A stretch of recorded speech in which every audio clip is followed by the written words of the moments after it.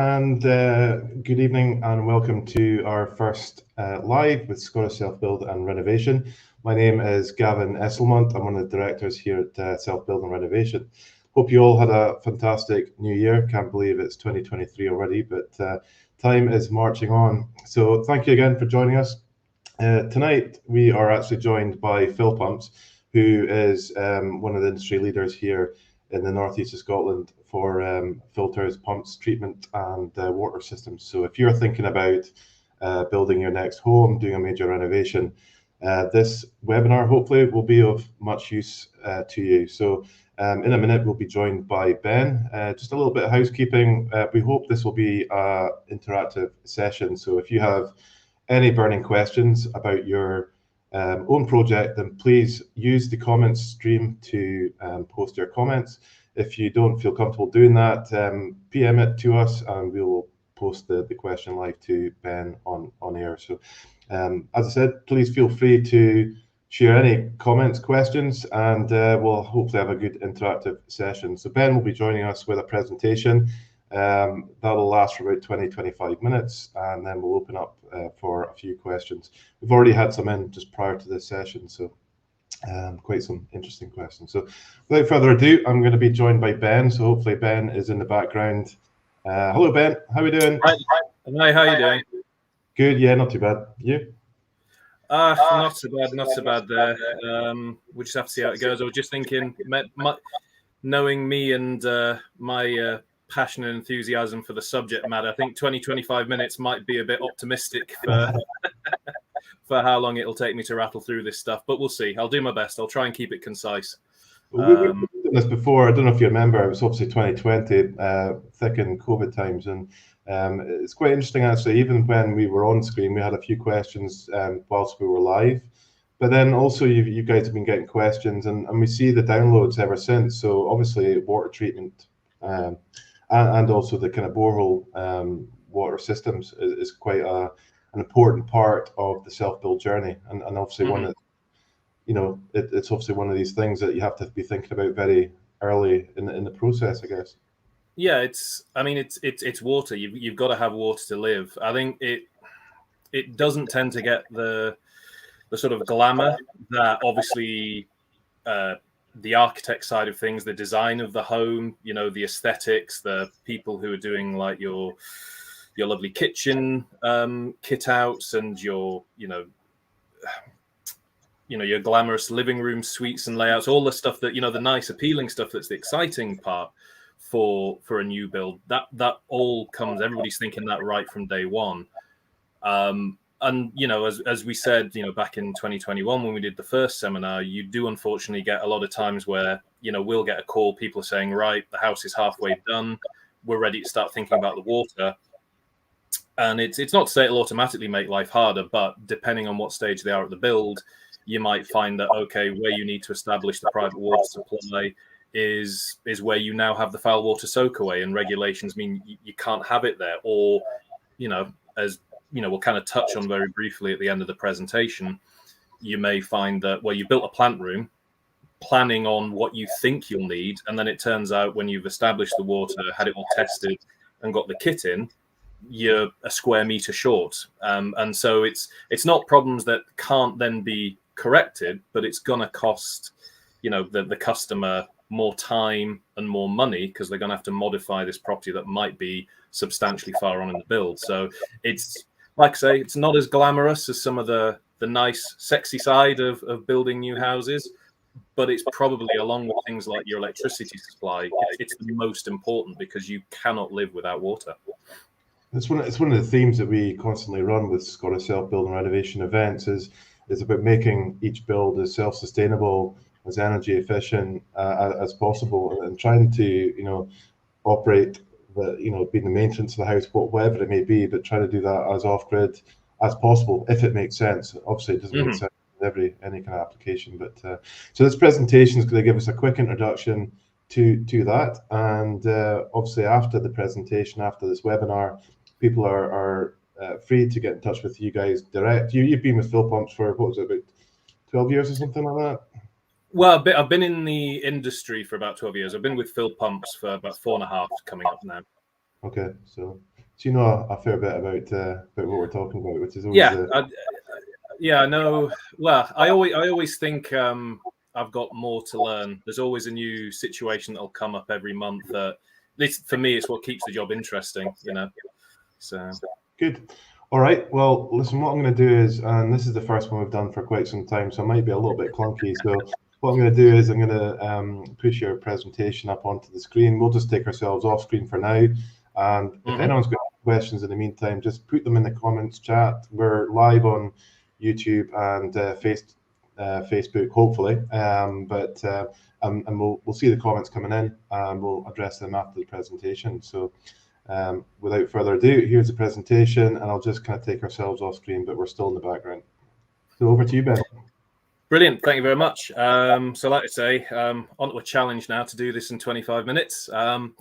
But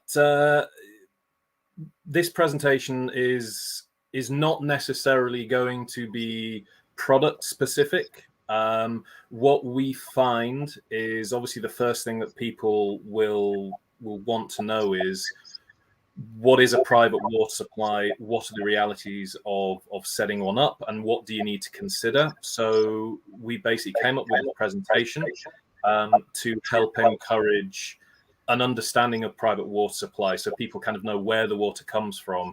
And once you know where the water comes from, you then understand why the quantity or the quality is a certain way. And hopefully, by helping increase people's understanding of private water supplies, when it comes to the stage of developing their property, they'll take the appropriate steps early on in the planning stages, so that, as we touched on earlier on, there's no set hiccups. So understanding private water supplies. Ever such a brief bit of background about Filpumps before we get going. So we've been going now for over 30 years. We have been the industry leader in helping people develop, establish, and maintain private water supplies. We have, we've got our own drilling rigs. We've got a range of engineers, service engineers, who have experience in dealing with lots of different applications. So primarily domestic private water, which is, a good deal of our business, just average houses. We've got obviously agricultural. We support the farming community across the whole of Scotland, not just in the northeast. There's wastewater treatment side. That can be quite large scale, commercial and industrial. Drainage systems, and of course, kind of like larger commercial, such as hotels or, really quite large factories and industrial sites. For the purpose of this presentation, we're only really kind of aiming it at the domestic user. So typically people that are going to be renovating properties and doing self-builds. But if there's anyone watching that is thinking then, oh, this isn't relevant to a larger scale like agricultural or larger hospitality side of things, it's technically all the same principles. You just scale up the solution and the equipment based on the size of the application. So as we were just saying there, the importance of water. We all know this year more than any that water is exceedingly valuable and is becoming increasingly harder to manage and make use of. So, this year we've seen headlines like this from, the BBC and the newspapers. We're an ever-expanding population. Agriculture and domestic use is increasing year on year. But just because we're increasing our use doesn't mean there's magically going to be more water available in the same places where it was before. So we actually, as with this presentation, we're trying to raise awareness so that people understand their private water supplies and get the best use out of them. We had a bit of a shameless plug, but we had an article in the October issue of Farming Scotland that kind of dealt with this similar subject on how to protect against the growing risk of water scarcity. Was predominantly aimed at farmers at that time, simply because they were owing to the amount of water they use and their reliance on water, they were like the first demographic that was getting struck by these water shortages. Ben, is that water shortages, in Scotland and in England, across the UK, or globally, or? I mean, it is pretty much global. I mean, funnily enough, coming back to work this week, I mean, we were seeing then on BBC News that, I think it was, certainly 2022 was the warmest and driest year since records began, and also the last, I think, the driest and warmest 5 years, not necessarily together, but individually, the 5 driest and warmest years since records began have all happened within something like the last couple of decades. So there is this trend that supplies are struggling. They're not able, without further assistance, to supply the current demand. So I was catching myself there. I was about to divert there onto the agricultural side of things, with how water use is going. But again, if there is anybody who is watching that also has like a small holding or is in agriculture, then outside of this presentation, if you contact us, we can obviously discuss the maybe more specific needs of agriculture and industry separately. But as I said, no matter what your industry, water is important. We all need it. So again, what we're about to go into now, the principles are the same. It's just purely just the scale. What is a private water supply? Some people may have been on mains water all their life, like myself, to be honest. And until I got into the industry, I didn't really have to think about it. So there's 2 main types. The first type is surface supplies, which is relatively straightforward. It's basically any water that you are getting out of the topsoil. So you've got wells, springs, and very, very obviously surface supplies. You've got what we call open source. So these can be rivers, streams, it can be lochs. And then the next type of supply is a bedrock, or also known as a borehole supply. So this is a supply that, without drilling down to it, you can't get access to it. You can dig a well. You can just basically dig the soil away, put the concrete well rings down, or get stone down there, and you naturally draw in the water from the soil. But unless you have got specialist drilling equipment, such as we can provide at Filpumps, you're not going to get into the bedrock supply. What we'll do now is we'll go into the main factors on the, basically, not so much the pros and cons, but just again what you need to consider when you're setting up a surface and bedrock supply. Ever so quickly, though, we'll probably make things a bit more clearer than my waffle. But this little diagram here just shows really clearly what I was saying there about getting access to bedrock water and surface water. So in this picture here, you can see on the left, it described it as a water table well. And literally there, you've got basically in the soil, flowing through the ground, above the bedrock, which is written as shale on this diagram. You've got an amount of water that is naturally flowing, seeping through the soil. And yeah, when you drill a hole into the ground, or dig a hole into the ground, sorry, that will naturally act as a collection point where the water will flow into or through, and you can intercept the water and use it for your own needs. What the bedrock supply is, you are basically tapping into what we call confined aquifers. So we'll come into this a bit later on, but they refer to it as an artesian well on this diagram. I wouldn't worry so much about the terminology. That's what we would call a borehole.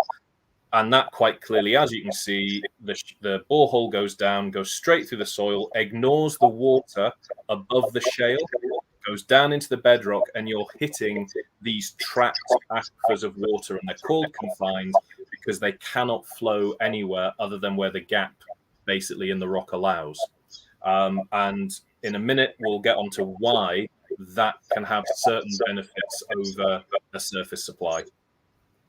I'm quite curious, Ben, it's a bit of a geeky question, but when you're boring boring through and doing the tests, does the water flow up like in a scene of Dallas when they kind of when they bore in for the testing of the drill wells and all the rest of it? I mean, or is it quite as a bit more controlled, like bubbly way, or does it not even come up? We get that a lot. Basically, so the main difference between what a lot of people, particularly in the northeast, because of the oil industry, would imagine is you drill down, you hit this water, and gush, it comes bursting out over the top, and it's gushing out like an oil geyser. It doesn't work that way all the time. 99% of the time, what will happen is they'll hit the water, and then the water will rise to a certain level in the borehole chamber and then stop. The reason being is that if you tap into an oil and gas pocket, that's exactly what it is. It's a pocket. It is, as the oil and gas has formed over however many years, it's built up the pressure. And so when you tap into it, you are like literally bursting a balloon, and not the air, but the oil and gas comes rushing out, squirting out the top. I've skipped past it now, unfortunately, but the little diagram we were just looking at that showed the confined aquifer, that's not a static body of water. It is always flowing. So because it's flowing and moving, the water isn't under like a static pressure. Okay. The reason why it might rise out the top is because it's subject to what's called the water table, which, for anyone that is not sure of that, basically there's an invisible line of pressure, or invisible line, as it were, that just spans across the globe, really.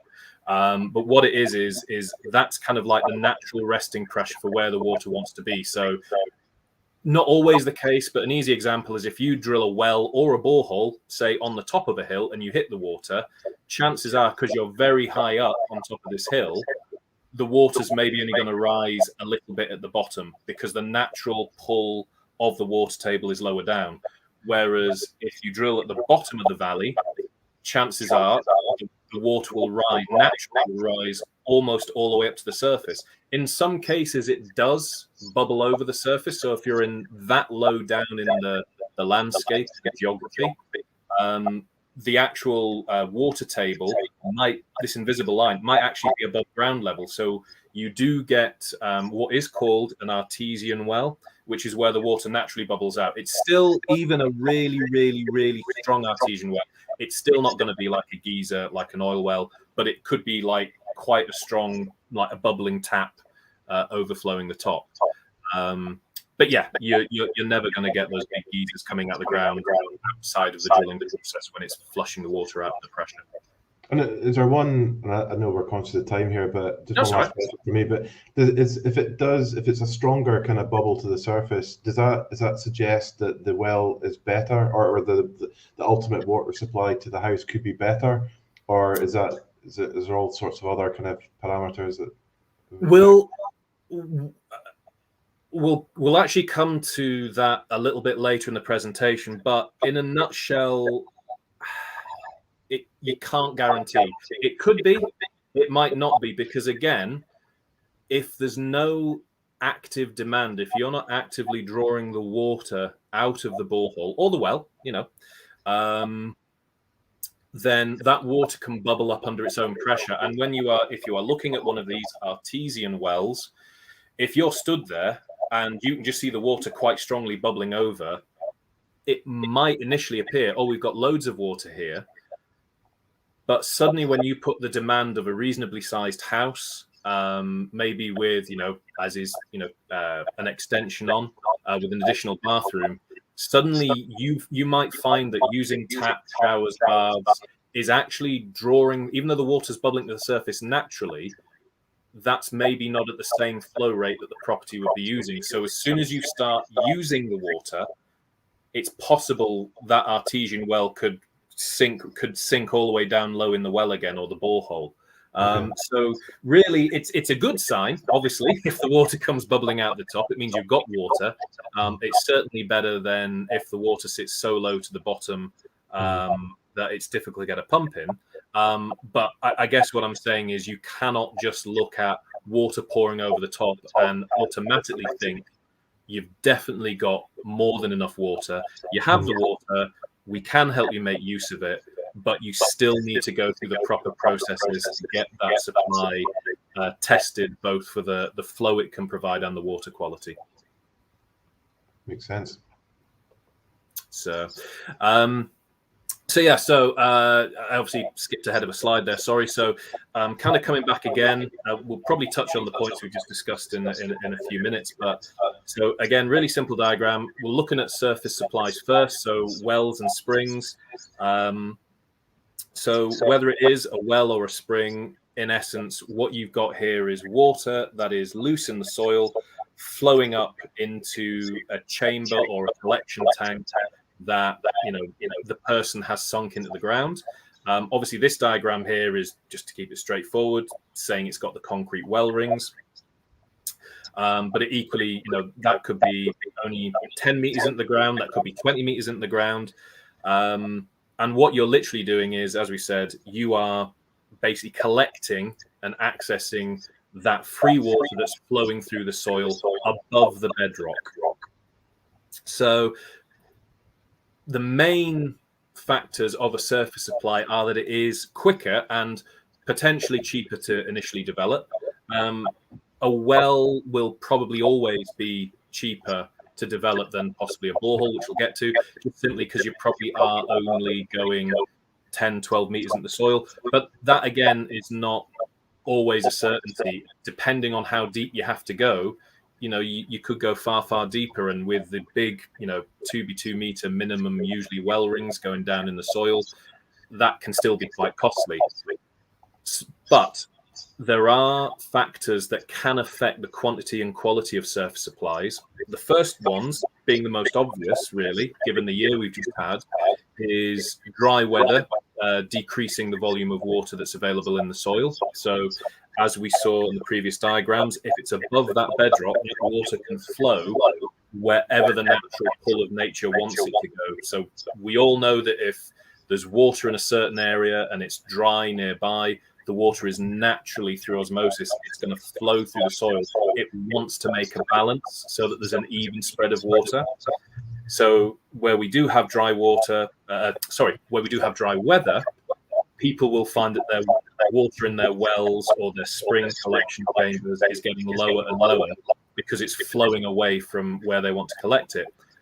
Conversely, cold weather, even though it might be wet and damp and manky, water can get locked in the soil as it freezes. And even if that's not necessarily enough to lock away the quantity available, because the ground then becomes hard, the soil clumps together, the frozen water that's there itself, that'll all act to restrict the flow of whatever free water is still there to get into your well. And then lastly, kind of linked in more with periods of dry weather, we saw it quite a lot last year, particularly in autumn, when after the really, really dry summer, we got not a prolonged period of rain, but we got 2 or 3 days of intense rain. When the soil has been dry, we get a heavy period of rain.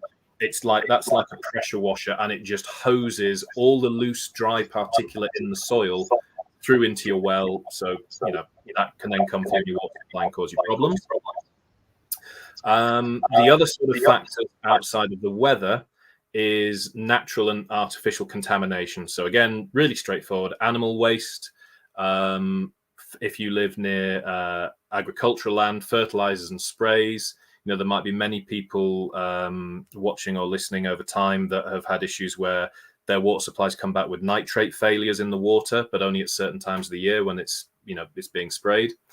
You can get color from organic compounds, such as like anyone, again, who's established water near peaty soil knows that the water comes through looking a bit like tea.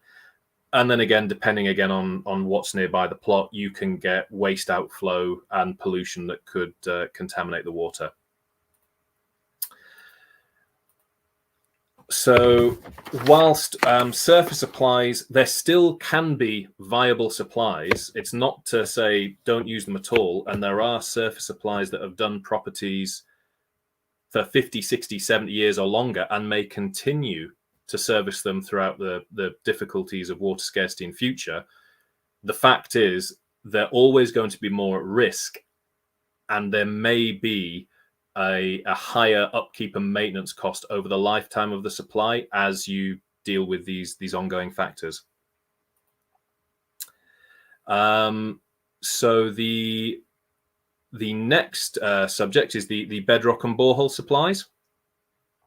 So as we saw from the previous larger diagram, this is a bit more of an explanatory of detailed diagram. It's showing that how the structure of a borehole is made. So we drill down, we ignore the soil, we actually seal the soil out of the bedrock by use of a steel casing. This serves two purposes. The first one, it just actually keeps the structure of the borehole open. As you can imagine, if you drill a hole in the soil and the earth, as soon as you pull the rods out, the soil's naturally going to fall in. But what it also does is, by pulling the steel into the bedrock by at least 2 or 3 meters, it actually creates a seal, and that stops any of your borehole water escaping. And it also stops any surface water or any other contamination that might be in the soil getting down into the borehole. So again, as that diagram shows, once we've drilled down, we stick a borehole pump on an MDP pipe riser, and that borehole pump will sit at a depth in the hole that we help determine and advise, and that's based on how good or how strong the flow of water is, and that will pump the water all the way to the surface. Boreholes, so again, it's not really a con, but the initial fact is that yes, they can have a higher initial cost to set up than a surface supply. Obviously, you're not just digging a hole in the loose soil and putting some concrete rings in. You are getting a drill rig to drill down, maybe somewhere between 40 and 80 meters. However, you'll find that with a borehole, once you get a viable water supply, which is a good 90% of the time, they offer a far more reliable supply with lower ongoing maintenance, which in the grand scheme of things over the lifetime of the supply, it does, despite the initial cost, it can make borehole supplies cheaper in the long run than sticking on a well.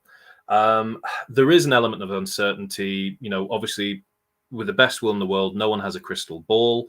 You don't know what's below your feet until you drill into it. However, we are fortunate where we are in the world, particularly in Scotland, that no matter really where you drill, you've got a really good chance of finding a usable supply of water. Our success rate of drilling boreholes, out of the last 100 that I've done personally alone at Filpumps, there's literally only been 2 or 3 that we've not been able to develop further or had problems with. So you are talking, while yes, there is uncertainty, it's still about a 97% success rate.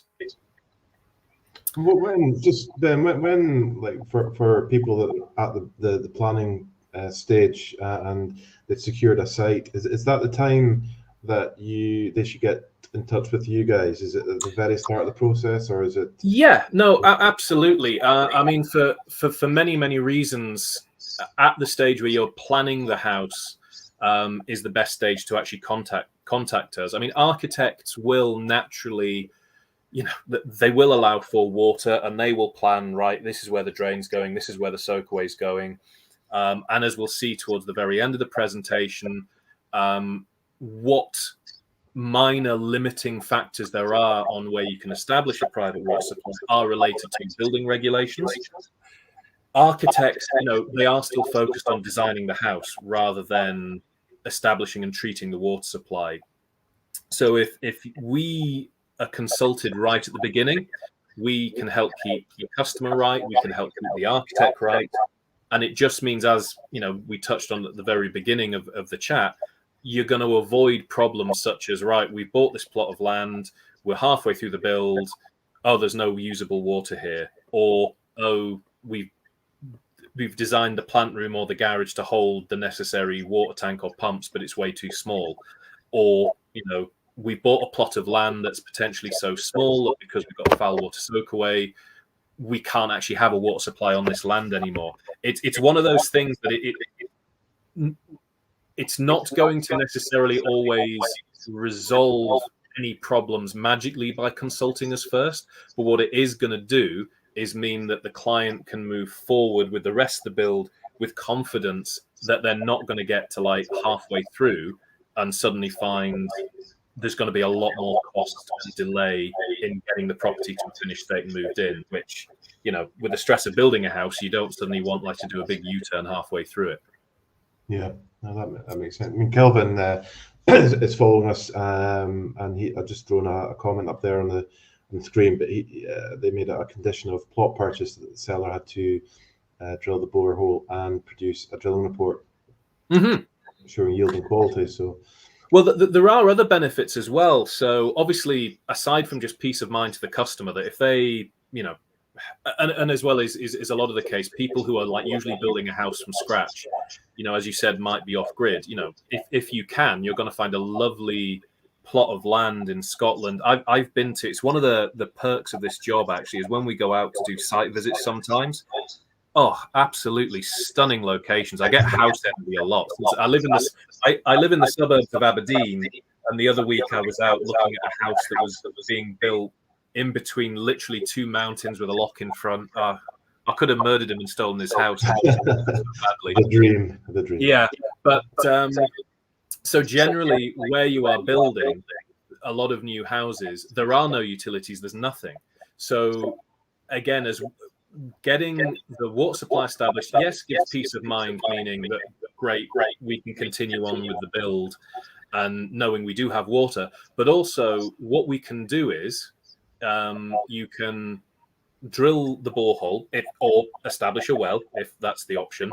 But then we can get things like, even before we even talk about water treatment, you can get the pump in there. And what it means is that when you're building in some of these remote locations, you can be accessing the water from the borehole or from the well for the purposes of building, which is going to be a great help for your building contractors, because they're not got the hassle of getting IBCs of water or tankers in for, you know, cement and other building works.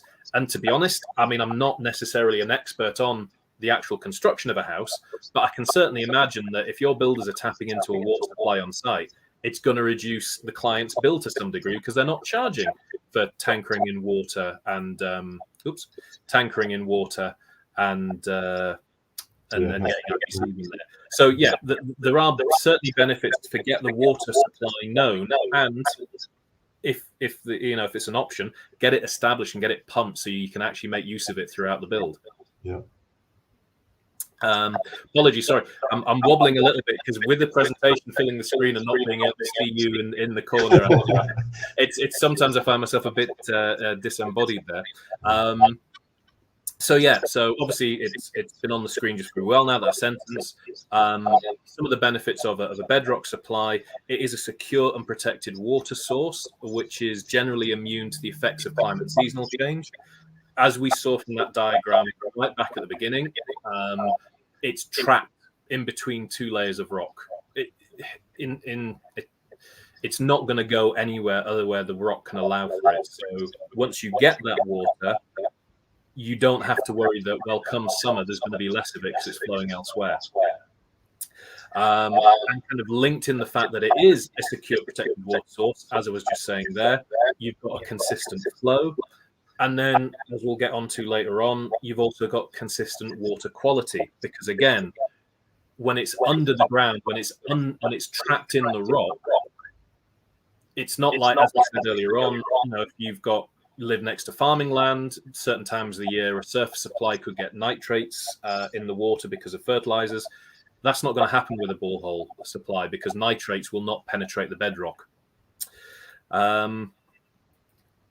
So a borehole supply will typically require extremely minimal ongoing maintenance over the lifetime of supply, and that really, in terms of cost, is where the main saving is. As we've said, a well supply you can establish relatively cheaply by comparison, but you could find that over the course of the lifetime, it's going to require significant cost to keep it viable.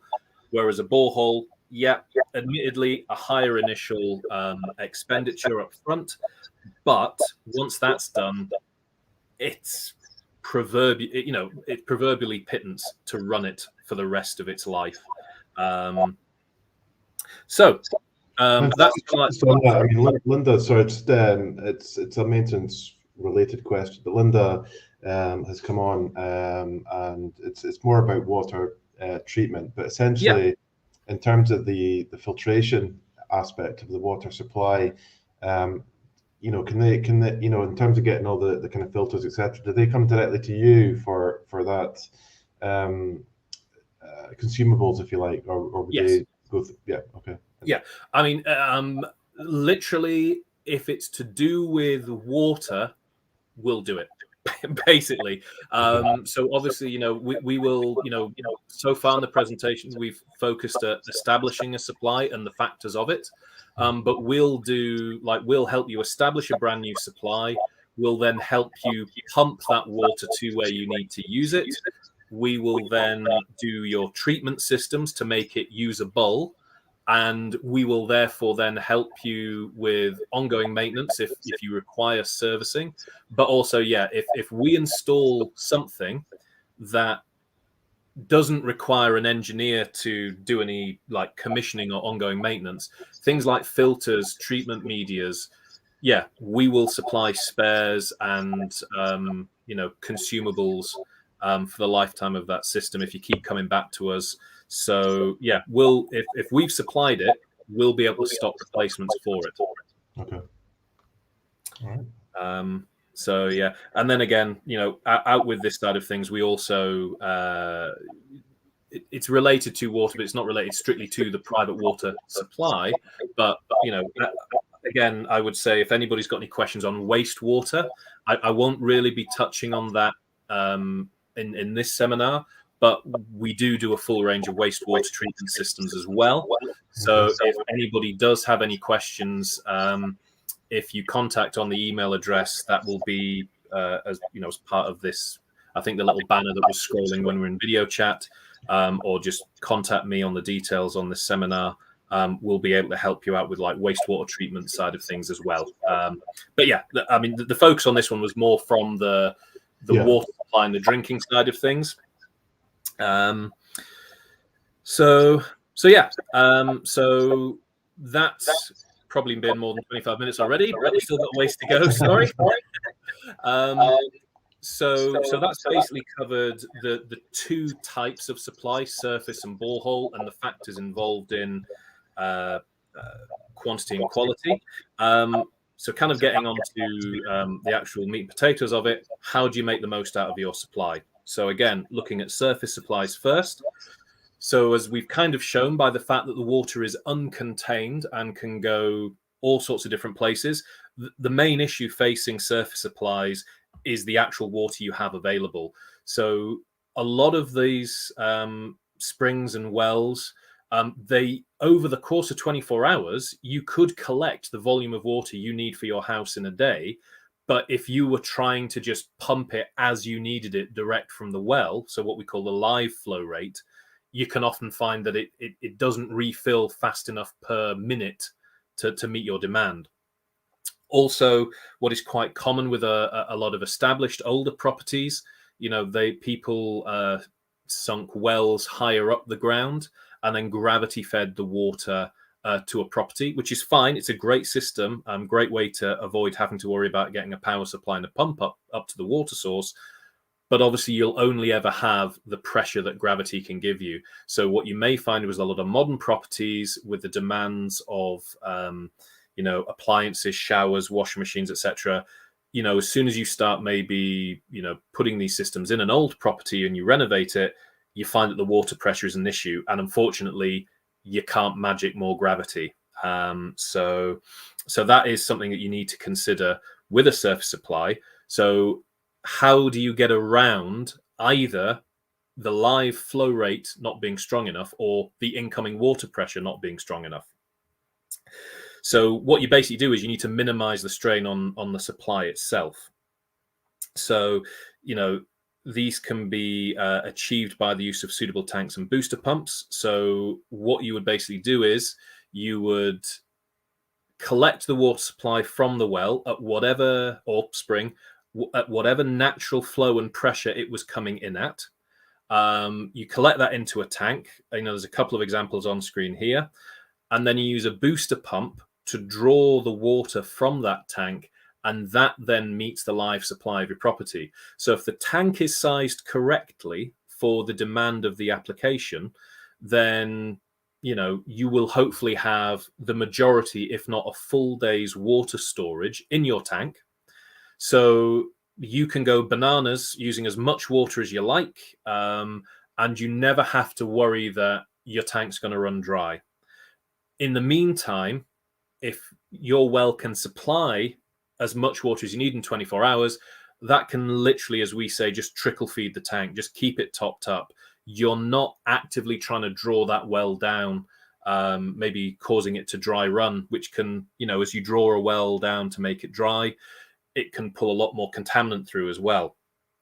So you're basically taking the pressure off the well. You can also get around, if the well happens to be a quite high flowing well and the volume is there, with regards to issues with gravity flow, you could always put a pump at the well itself, either at the surface or a submersible pump in the well, and that will then pressurize the water on at the pressure that you need for the property. The flip side of that is you're obviously going to have to run a power supply up to that well. And again, maybe aimed more at older properties that are being renovated. As we've said, people will maybe have wells quite high up a hill. It could be some considerable distance getting a power supply up there. So if you revert back to the first option that I was discussing, the tanks and booster pumps, all right, it might seem initially a bit reductive if you've got a well that is really, really strong, to have a secondary tank at the house to collect the water for a pump then to pressurize on. The benefit is, well, you're not actually having to route power halfway up a hill. You can have it in the garage or in a plant room. So it's one of those things. Every application is slightly different, and for some, maybe the civils costs of getting a power supply up to the water source is nothing compared to the overall budget. It might be that, well, you've got to clear a 400-meter trench, you've got to get through trees, you've got to cross someone else's land. A lot of supplies that feed properties might be in other people's land. Like, it's quite common, a lot of rural properties, the well will actually be in a farmer's field. And so again, you've maybe got to get permission from them. And, if they don't give it, you're kind of back at square one. So that option of having a tank and a booster pump, personally, I would say is the best option. It also means you've got everything, all equipment at the property, which just makes monitoring and maintenance a lot easier in future. If there's any problems with the booster pump at the property, I mean, human nature, you're a lot more likely, and it's a lot easier just to go and walk across the driveway into the garage or into your plant room and have a look, than think, well, it's 9 o'clock on a Sunday evening, I've got to traipse halfway up a hillside now to find out what's going on with the pump. Yeah. So a lot of, I mean, it just goes back to what we were talking about earlier, where all this investigative work is really quite important, because it all feeds into the feasibility of the project, really. I mean, if you can understand all this information as early in the process as possible, all these things join together and then make for a more kind of knowledgeable kind of decision about how you go forward. So so the water, the power, how you're gonna, all this stuff could actually be a huge benefit for the construction process as well. Plus lowering costs. Exactly. So as I say, it's best to know what you're doing before you start, as it were, putting bricks to mortar. So there's none of these surprises further on. So borehole supplies. So again, as we've kind of already covered on, they have, 99% of the time, they have superior sustainability and consistency, because you're getting water from a confined, protected supply. And so by nature, they're already highly efficient and durable. Why is that? Well, this diagram will make sense in a second. We actually work with a water diviner who has the phrase that it's like a borehole is like a tree in reverse, and it's a really, really good way to think of boreholes. So they're starting with the diagram on the right, which is a slightly clearer version of the diagram we saw at the beginning, you can see that you've got, like, it's referred to them as confining units, but that's basically your bedrock layers, your seams of rock. And it refers to it as a flowing artesian well, but it's a borehole. As you can see, that goes down into this layer of rock. So what you've got is, just naturally, there are areas in the landscape where water will hit the soil and it will soak down, get trapped between these two layers of rock. Once it's under that rock, it can only flow where the rock allows. The tree analogy on the left, if you can imagine, starting from the very outside of the branches, all these twigs and little offshoots, imagine that each one of them is one of these recharge areas where the water's getting into the ground. They then obviously, as you can see from the tree, flow into a couple more to make a stronger single seam. They'll then flow into another one. By the time you get to the trunk, metaphorically, which is where you want to be drilling, you're not just like a well drilling from one source of water, i.e. the surrounding tens of square meters of soil on your land. You're actually drawing from a vast, vast catchment area of water, which is really durable because, you've got sources of water spreading out, usually still in maybe a conical shape outwards from where you're drilling. But as that widens, it takes in more and more of these recharge areas. I mean, you could have water that's spent maybe weeks traveling underground to get to where you are. So fed by all of these recharge areas over, I mean, again, there's ultimately no way of knowing because you can't get underground and follow them, but it's perfectly feasible. This could be tens of square miles that this water's flowing through to get to you. And because of the huge fanned out range of like this tree, even if, for the sake of argument, one area had an issue with a bit of dry weather, there's not quite so much water, you're not going to notice it because you've got all these other points spread out over this huge catchment filling your supply. I mean, even a low-flowing borehole, and by low-flowing, I mean like the speed that it's coming out the ground per minute, we would like to say 500 litres an hour is like the lowest really you'd be developing a borehole. That's still 12,000 litres of water a day. Even a large, like modern property, say 4 or 5 bedrooms, is only going to be using, even if it was being, very luxurious with water, maybe close to 2,000 litres of water a day maximum. So you've got 10,000 litres of water that's carrying on flowing through underground that you're not even touching. So that really is why boreholes are quite sustainable. So basically, the issue with boreholes tends to be is selecting the right pump for the application. Now, again, this is something we would go into more detail with the individual customers because, as with house builds, every situation is different. Every borehole is going to have a slightly different flow, a slightly different depth. The average would be between 40 and 80 meters, and there are 2 main types of pump available.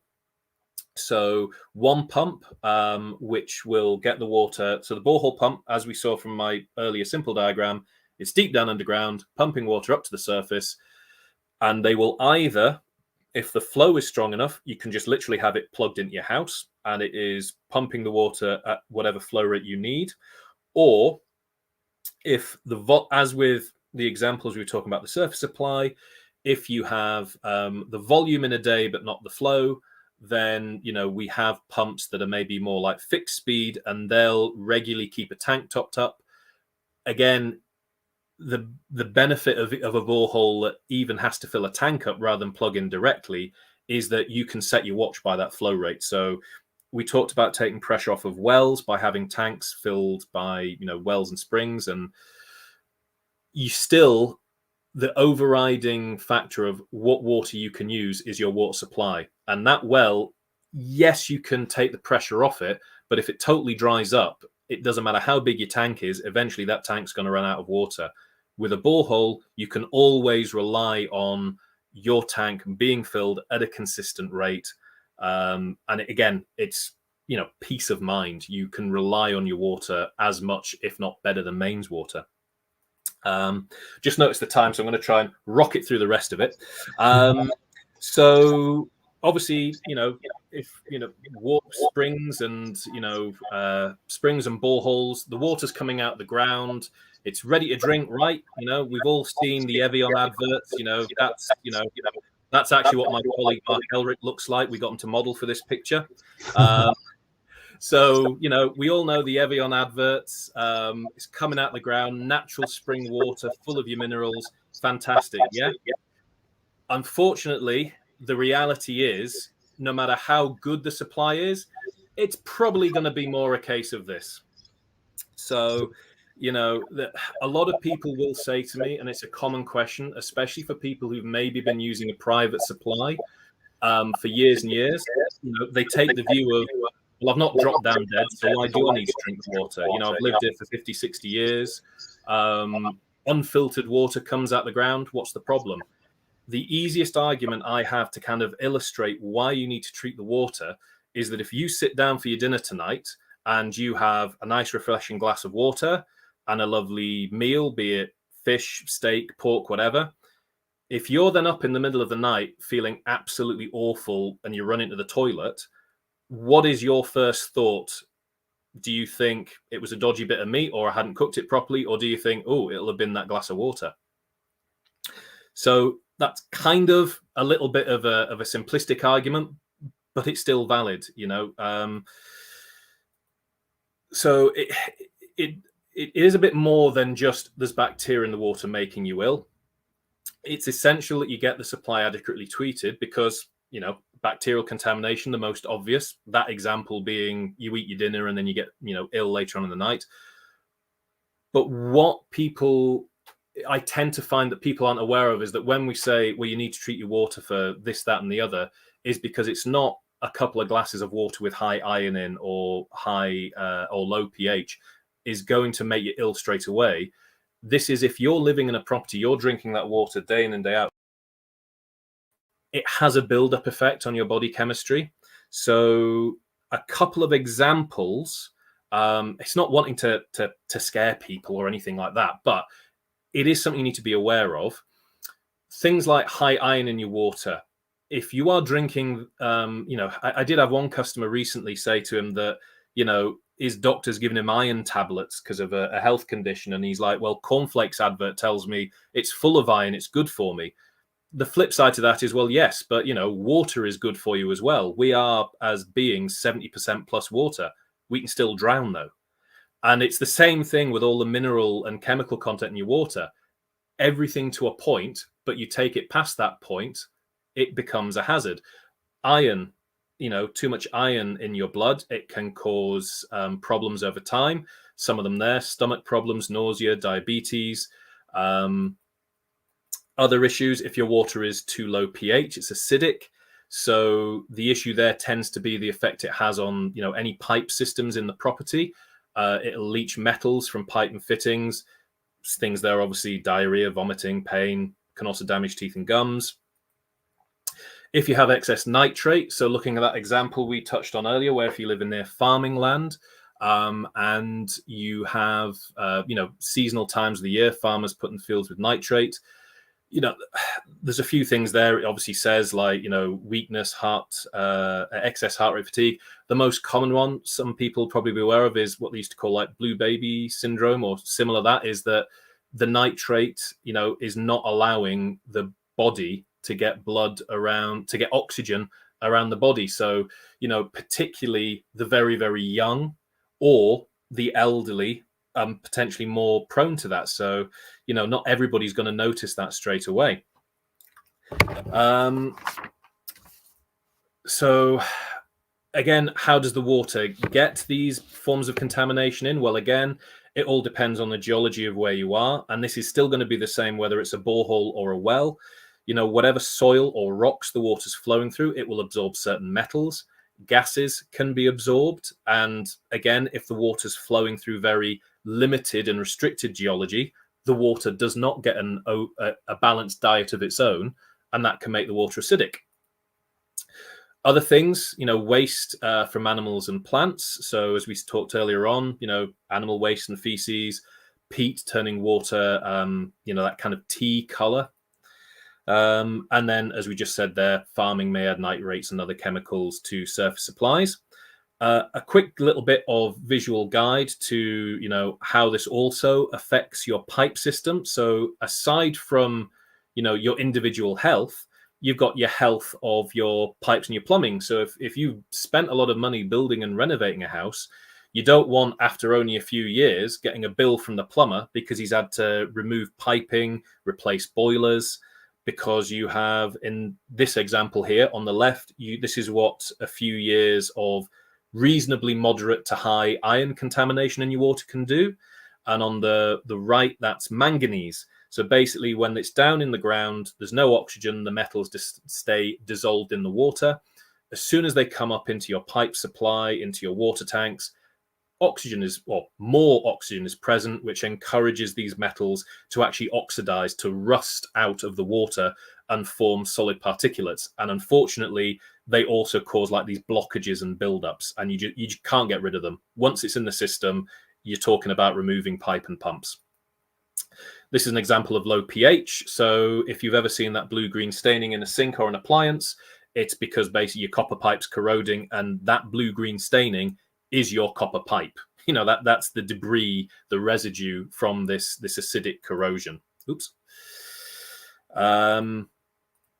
So as we touched on earlier, when you asked the question, we have the ability nowadays to treat the water, and we have we've got the lead on the best treatment systems, the most efficient and the most long-lasting treatment systems for water supplies, be it on the left, a slightly smaller scale application, maybe just a couple of filters, one treatment vessel and a UV unit, to maybe slightly larger applications that might be on the right. So that could be feeding multiple properties if maybe you are a landlord and you have tenanted properties, or it could be that that's treating a farm. We also offer like smaller scale applications in little kiosks, which are really useful.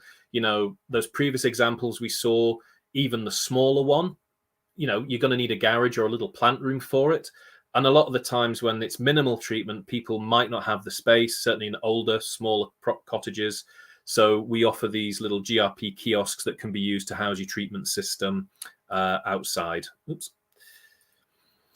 So again, kind of skipping over this, particularly with new builds and renovations, we've pretty much already covered this. When should you start considering the water supply? As we've said several times now, literally day one. Once you've got your initial design of the property and it then comes to start thinking about the actual plot you're building on, contact us. Get it sorted, get it known from day one, and you will be saving money and time and a lot of stress as later on in the build. There are a couple of restrictions, and they don't tend to be for planning. They just tend to be practical. So it's not advisable to establish two water sources close to one another. So again, why you consider water at day one, if you're building next to, and your next door neighbor has their well or borehole within 20, 30 meters away, you're wanting your water supply. It's not impossible, but it's certainly worthwhile looking at it first before just plowing in case you find you're stealing water from one another. The other thing, which is just a flat rule, is building regulations and SEPA guidelines say you cannot have a water source within 50 meters of foul water soakaway. And that, again, is another thing that comes up. It has happened to me a couple of times with customers. They have gotten so far through the build, we've gone to site to establish their water supply, and they've only got, I think the last one I dealt with, the client only had 46 meters at any maximum point away from where his foul water soakaway was. And so unfortunately, I mean, I don't know what he's going to have to do in that case. He's actually genuinely stumped. He's trying to seek permission to establish a water supply on neighbour's land. And again, it's not saying he won't be successful, but you can imagine the headache he's now having dealing with neighbours and what additional cost that may have, rather than getting the water supply in first, because it may well have been that an alternative wastewater system could have been installed, not affecting his water supply. So yeah, apologies for that. I kind of certainly overran the 25-minute guide. It is a lot of information to take in, and I apologize to anyone. Sorry if I was any confusing at any points, or equally if I sped over any particular topic at any one time. But yeah, it tends to be with water. It's not actually complicated as such. What it is there's lots and lots and lots of options. And it's the tricky side is, which is what we can help you with, is going through all the myriad of possible solutions and getting the one that will work for you. There are certainly solutions out there that I've seen people install because they kind of work, but then what you'll find is it's a much higher maintenance and upkeep cost in the future because it's not been the best solution for them. It's kind of like a halfway house. So yeah, if there's anything that has either apologies I've been confusing about or I've skipped over, then as the details on screen there, please give us a call, give us an email. And as is apparent, I will quite happily talk about this subject till the cows come home. Ben, just doing a quick mic check. Can you hear me okay? Yes, I can hear you, yes. Perfect. I had a couple of technical issues. And one burning question, I know we're just a couple of minutes over the 1 hour allocated time, but just in terms of the commercials, just a quick fire, 1 minute, how much does a borehole cost? Is that even possible to answer? Or? Yes. So first and foremost, I would say it's going to be every single borehole is slightly different because, again, it's dependent on, from the drilling side of it, how much depth there is to the soil, and then how much water is there. From the treatment side of it, what each individual borehole, based on the rock, what its recipe is, what contaminants need treating. So there is always going to be variance, but overall, a sensible budget from start to finish, so for drilling and for treatment and pumps, I would say around about somewhere between £13,000 and £15,000, excluding VAT, all in.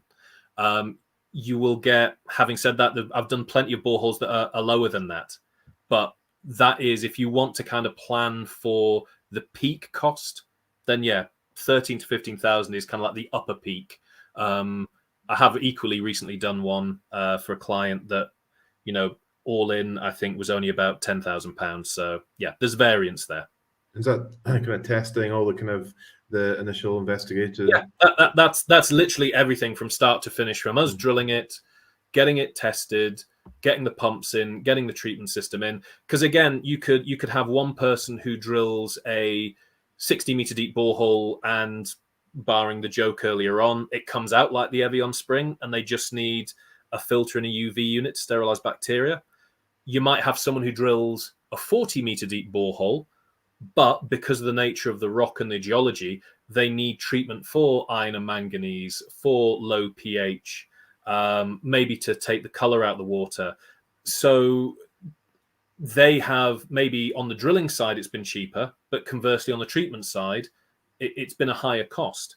As I said, the important thing is if you get it done right, then whether or not you are the upper or lower end of that initial budgetary estimate, however it is done, that's, ongoing, the cost is minimal. But again, as indicated by that brief example, depending on the depth and the geology, it can vary, depending on what you need. But 13 to 15 grand, excluding VAT, is a sensible peak cost. And obviously that's the capex cost, but the whole life cycle cost is something that needs to be taken into consideration quite hugely, because it's just one part of the overall investment, in the life cycle of the property. Exactly, and as we said, it's multiple things. It's it's peace of mind. Once you've got an established borehole that's viable, it's as reliable. In fact, I would argue it's more reliable than mains water, because your borehole supply is never going to get affected by a hose pipe ban. Your borehole, or again, equally, a surface supply, if it's done right,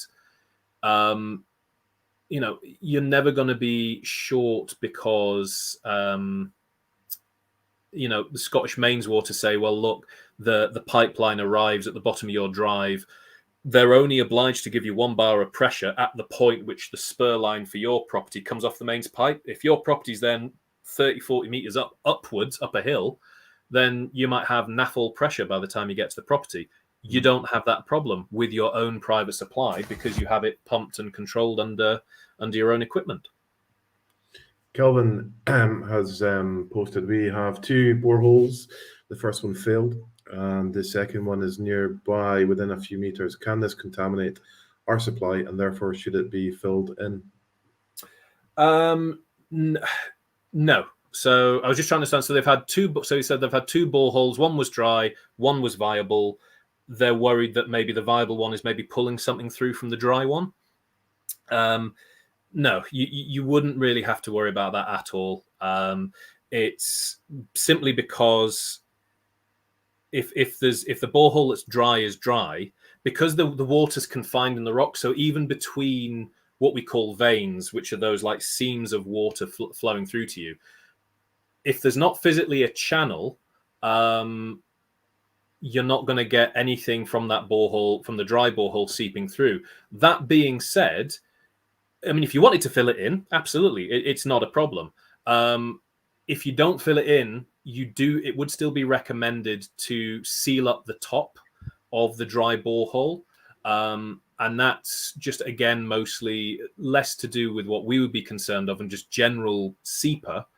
Just because there's nothing down there in a dry borehole doesn't mean that if you introduced some contaminant in there, seeper might still not be happy about that. So the way we leave boreholes, even if they are dry, we still seal them off with a quite form-fitting PVC cap, which, unless someone deliberately removes it, or if you had like livestock in there that was rubbing up against the borehole, that's not really going to come off. But what we could also do, if anybody is concerned, we obviously, we're not civils contractors, so we wouldn't come with like cement and fill it in. But if people were just wanting it sealed off at the surface, then yeah, absolutely, we could still come out with a secure sealed well cap and seal that thing up, and that really then is not going to come loose without deliberate malpractice by someone.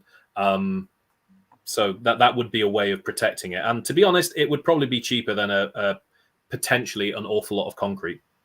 Yeah. Peter is asking the question, do boreholes have to go vertical, or can they be at an angle in order to extend the distance away from a soakaway?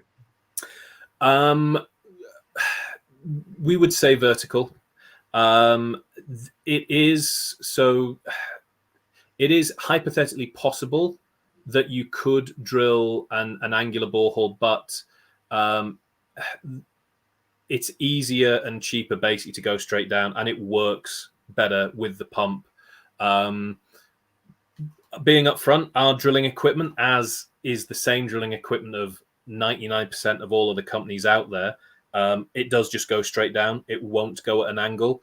From a technical perspective, there's more risk at drilling at an angle that the rods could get caught, or if you're drilling straight down, it's easier, because the other thing as well, if you are drilling at an angle, depending on what the gradient that might be, if it were possible, what you have is, to some level, until it gets deep enough, you've got your borehole running under an area of land. Now, if you ever develop that land in future, you're going to limit what civils work you could do. So say, if you were, people with land might say, I'm going to build another property on that bit. Oh, well, you can't build it where you want to, or you've got to build it further out, because as soon as you start sinking foundations, you're potentially catching the borehole, the structure of the borehole, because while it's going down, it's still going laterally.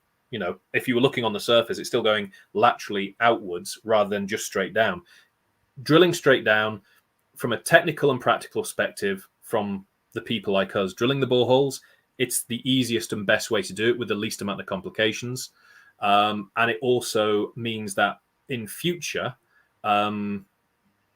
you only have to worry about basically the couple of square foot at the surface where the wellhead is. I mean, you can then, if you did want to build another property or did want to put an extension on your existing property, as long as you're about 5 meters away from the borehole, you're fine. So I would say, first of all, it's unnecessary, and then secondly, it's unadvisable to consider getting someone in who can drill like at an angle. Great. Listen, Ben, I'm having a little bit of connection issues here. Hopefully it'll clear just in 10 seconds. Yeah, I'm back. So listen, we are running out of time now, or we already have. So listen, what we'll do is there's some questions that have been posted that we haven't managed to get to, so we'll answer them in the channel and also privately to the people that asked for the questions. We will call it a day there. Anyone that wants to get in touch with Ben and Filpumps can get in contact through your website. They can get in contact with you on your phone or also on your email as well. So we've just got the details at the bottom there. Yeah. And obviously, you know, we're based, for anyone in the northeast area, we are based at Thainston, just above the Mart. Sort of Monday to Friday. We're open at 7:30 in the morning. If anybody wants to come into the trade counter. So Monday to Friday, 7:30 till 5. And then we are also open on a Saturday morning. Admittedly, that is just the trade counter. However, if anybody desperately wants to speak to me in person, then if you touch base via emails, and if you can only make it in on a Saturday, then I do work some of the Saturdays anyway on a rota. But if there's a specific Saturday you would like me to be in there, then I'm sure we can arrange something, and I'll be in and have a chat with you on the Saturday morning, 8 till 12. Perfect. Listen, Ben, thank you very much for your time. My connection at this end is breaking down rapidly, so I think we'll give it a close. But thank you, Ben, and congratulations on your 30 years anniversary for Filpumps. It's not an easy achievement in these days of business, but well done, guys. And we will call it a day there. Thank you very much. Brilliant. Thanks very much, Gavin. Cheers now. Cheers now. Bye-bye.